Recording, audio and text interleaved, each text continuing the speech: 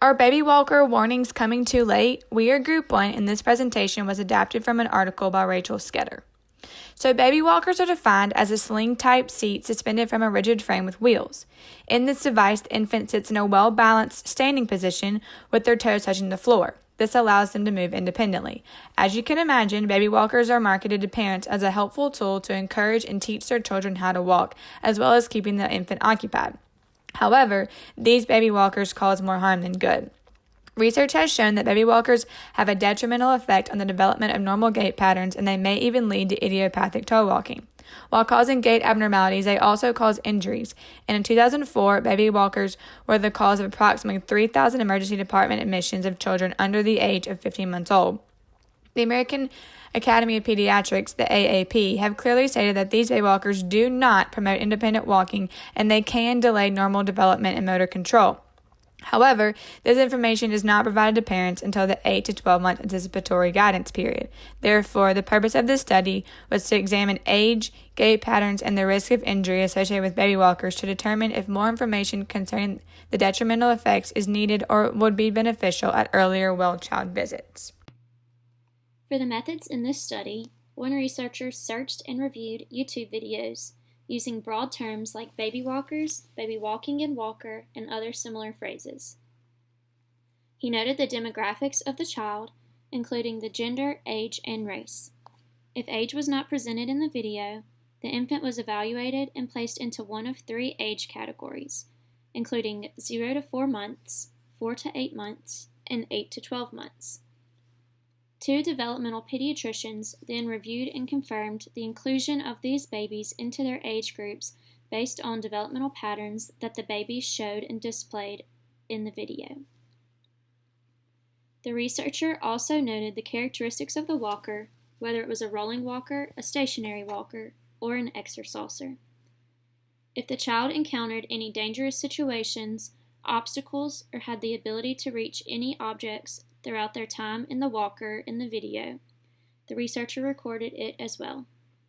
Along with everything previously mentioned, the researcher paid special attention to the baby's gait, documenting normal and abnormal gait patterns and movements such as toe walking versus heel toe walking, excessively pronated feet, jumping on toes versus jumping on flat feet, and other gait patterns and movements.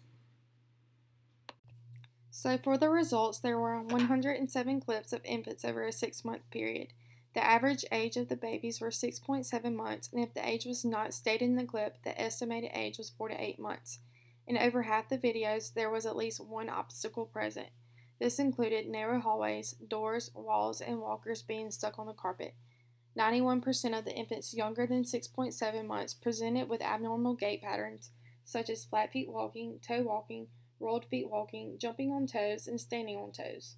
It was noted that a lot of the infants had a forward lean in their walker at least a 45-degree angle. It was later reported that 96% of the babies had poor or moderate head control, while only 3% exhibited good head control.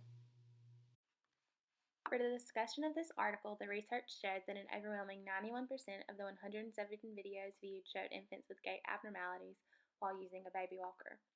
More research needs to be done to determine the causality of the gait abnormalities. This study simply observed the infants in the videos and cannot imply causality of the gait abnormalities. In addition to gait abnormalities, this study also found that injuries often occur while baby walkers are in use. Although the AAP warns against the use of baby walkers, they are still being used in the United States today. These devices have been banned in Canada since 2004 due to unnecessary injuries and no supportive benefits for the developing infants. The AAP should continue to warn against the use of baby walkers and push for legislative action to be taken in the United States. For this study, the clinical application shows that parents should be informed of the risks associated with baby walkers.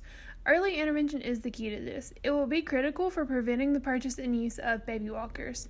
Currently, the age warning is not until 8 to 12 months. However, the average age in the videos was 6.7 months. This shows us that the informed warning should be presented at about 4 to 6 months old. And here's how to make that change. We should offer parents a pamphlet at the 4-month-old checkup that explains the risk of baby walkers instead of waiting till they're 8 to 12 months old. We could also educate parents on alternative devices that they could use. Thank you for listening to our presentation, and if you have any questions, please let us know.